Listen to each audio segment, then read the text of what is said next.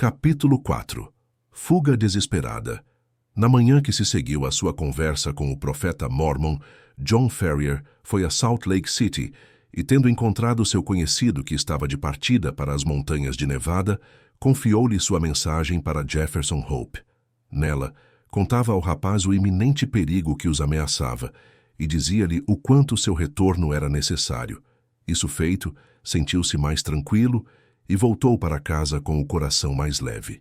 Ao se aproximar de sua fazenda, teve a surpresa de ver um cavalo amarrado em cada um dos mourões da porteira. Mais surpreso ainda ficou quando, ao entrar, deparou com dois rapazes instalados na sala de estar.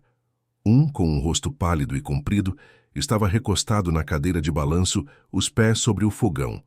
O outro, um jovem de pescoço taurino e traços inchados e grosseiros, estava de pé em frente à janela, as mãos nos bolsos assobiando um hino popular.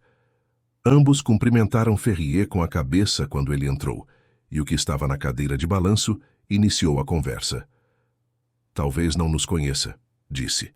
"Este é o filho de Elder Drebber, e eu sou Joseph Stangerson, que viajou com o senhor no deserto quando o senhor estendeu sua mão e o recolheu ao verdadeiro aprisco." "Como fará com todas as nações quando lhe aprouver", disse o outro com uma voz nasalada. "Ele mói devagar, mas a farinha é finíssima." John Ferrier assentiu com a cabeça friamente. Adivinhara quem eram seus visitantes. "Viemos", continuou Stangerson, "a conselho de nossos pais para pedir a mão de sua filha para aquele de nós que possa parecer bom ao senhor e a ela. Como tenho apenas 4 mulheres e o irmão Drebber aqui tem 7, parece-me que tenho mais direito." "Não, não, irmão Stangerson", exclamou o outro. "A questão não é quantas esposas temos, mas quantas podemos sustentar. Meu pai acaba de me dar seus moinhos, e sou o mais rico." "Mas minhas perspectivas são melhores", contestou o outro vivamente. "Quando o senhor levar meu pai, terei seu curtume e sua fábrica de couro. Depois, sou o mais velho, e tenho posição mais elevada na igreja." "Caberá à donzela decidir", replicou o jovem Drebber, sorrindo para seu próprio reflexo no espelho. "Entreguemos a ela a decisão." Durante esse diálogo, John Ferrier permanecera junto à porta, furioso, tentando se conter para não estalar o chicote nas costas de seus 2 visitantes. "Ouçam", disse por fim, caminhando na direção deles. "Quando minha filha os chamar, poderão vir, mas até lá não quero ver suas caras de novo." Os 2 jovens mormons olharam-no espantados. A seu ver, a competição entre eles pela mão da donzela era a mais elevada das honrarias, tanto para ela quanto para o pai. "Há 2 maneiras de sair desta sala", exclamou Ferrier. "Há a porta e há a janela. Qual preferem usar?" Seu rosto moreno parecia tão furioso e suas mãos descarnadas tão ameaçadoras que os visitantes se levantaram de um salto e saíram às pressas. O velho fazendeiro seguiu-os até a porta. "Avisem-me quando tiverem decidido qual dos 2 será o noivo", disse sardonicamente. "Você pagará por isto", gritou Stangerson, branco de raiva. Desafiou o profeta e o conselho dos 4. "Há de se arrepender até o fim de seus dias. A mão do Senhor pesará sobre a sua cabeça", gritou o jovem Drebber. "Ele se erguerá e o destruirá."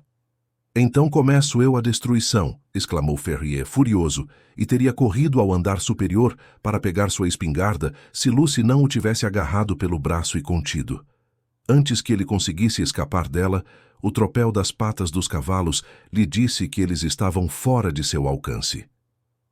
"Esses velhacos hipócritas!" exclamou, enxugando o suor da testa. "Prefiro vê-la morta, minha menina, a vê-la casada com qualquer dos 2. "Eu também prefiro a morte, pai", respondeu ela vivamente. "Mas Jefferson logo estará aqui. Sim, não irá demorar a chegar. Quanto antes melhor, pois não sabemos qual poderá ser a próxima jogada deles." Já era hora, de fato, de que alguém capaz de aconselhar viesse em socorro do velho e resoluto fazendeiro e sua filha adotiva. Em toda a história da colônia, nunca houvera um caso semelhante de flagrante desobediência à autoridade dos anciãos. Se erros menores eram punidos tão severamente, qual poderia ser o destino desse arqui-rebelde? Ferrier sabia que sua fortuna e posição de nada lhe valeriam. Outros tão bem reputados e ricos quanto ele haviam sido raptados antes e seus bens dados à igreja. Era um homem corajoso, mas tremia ante os terrores vagos e incertos que pairavam sobre si. Poderia enfrentar qualquer perigo conhecido com destemor, mas esse suspense era enervante. Ocultou seus medos da filha, porém, e fingiu fazer pouco de tudo aquilo, embora ela, com os olhos argutos do amor, visse claramente que ele estava aflito. Ele esperava receber alguma mensagem ou advertência de Young com relação à sua conduta, e não estava enganado, embora ela tenha vindo de maneira inesperada. Ao se levantar na manhã seguinte, encontrou, para sua surpresa, um quadradinho de papel espetado na coberta de sua cama, bem em cima de seu peito.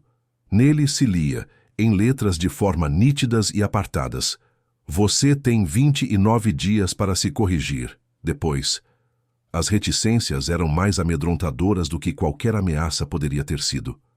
Como esse aviso chegara ao seu quarto, deixou John Ferrier terrivelmente intrigado, pois seus criados dormiam num anexo, e todas as portas e janelas haviam sido bem fechadas. Ele amassou o papel e nada disse à filha, mas o incidente lhe gelou o sangue nas veias. Os 29 dias eram evidentemente o que restava do mês que Young prometera. Que força ou coragem poderia valer contra um inimigo armado de tão misteriosos poderes? A mão que espetara aquele alfinete poderia tê-lo atingido no coração, e ele jamais saberia quem o matara. Ficou ainda mais abalado na manhã seguinte. Haviam sentado para o desjejum quando Lucy, com um grito de surpresa, apontou para cima. No centro do teto estava rabiscado, aparentemente com um tição apagado, o número 28. Para sua filha isso pareceu ininteligível e ele não a esclareceu. Nessa noite ele ficou de vigília com sua arma, não viu nem ouviu nada, mas de manhã havia um grande 27 pintado do lado de fora de sua porta. Assim foi, dia após dia, e tão infalivelmente quanto a chegada da manhã, ele descobria que seus inimigos invisíveis haviam mantido seu registro e marcado em algum lugar bem patente quantos dias ainda lhe restavam do mês de graça. Por vezes, os números fatais apareciam nas paredes, outras vezes, nos assoalhos. Ocasionalmente estavam em pequenos cartazes presos no portão do jardim ou nas grades. Com toda a sua vigilância, John Ferrier não conseguiu descobrir de onde esses avisos diários provinham. Era tomado por um horror quase supersticioso à vista deles. Ficou abatido e agitado, e seus olhos tinham a expressão perturbada de um animal acossado. Só lhe restava agora uma esperança na vida, a chegada do jovem caçador de Nevada. 20 transformara-se em 15 e 15 em 10, mas não havia notícias do ausente. Um a um, os números diminuíam, e continuava não havendo nem sinal dele. Sempre que um cavaleiro galopava pela estrada, ou um cocheiro gritava com sua parelha, o velho fazendeiro corria à porteira, pensando que a ajuda finalmente chegara. Por fim, quando viu 5 dar lugar a 4 e 4 a 3, esmoreceu e abandonou toda a esperança de fuga. Sem ajuda e com seu limitado conhecimento das montanhas que cercavam a colônia, sabia-se impotente. As estradas mais frequentadas eram rigorosamente vigiadas e guardadas, e ninguém podia transitar por elas sem uma autorização do conselho. Para onde quer que se virasse, parecia não haver como evitar o golpe que pairava sobre ele. O velho, entretanto, nunca vacilou em sua resolução de renunciar à própria vida antes de consentir no que via como a desonra da filha. Uma noite, estava sentado sozinho refletindo profundamente sobre suas tribulações e procurando em vão algum meio de contorná-las. Essa manhã, mostrara o número 2 na parede de sua casa e o dia seguinte seria o último do tempo concedido. O que aconteceria então? Todo tipo de fantasias vagas e terríveis invadia-lhe a imaginação. E sua filha? Que seria dela depois que ele tivesse partido?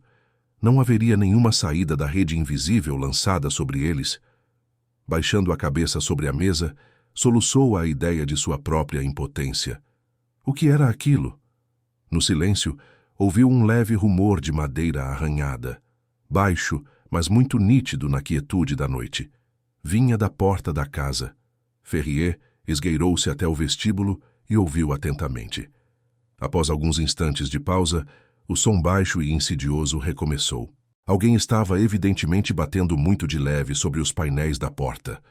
Seria algum assassino da meia-noite que viera levar a cabo as ordens homicidas do tribunal secreto? Ou algum agente assinalando que o último dia de graça havia chegado? Pareceu a John Ferrier que uma morte imediata seria melhor que o suspense que lhe abalava os nervos e gelava o sangue. Dando um salto, puxou o ferrolho e abriu a porta.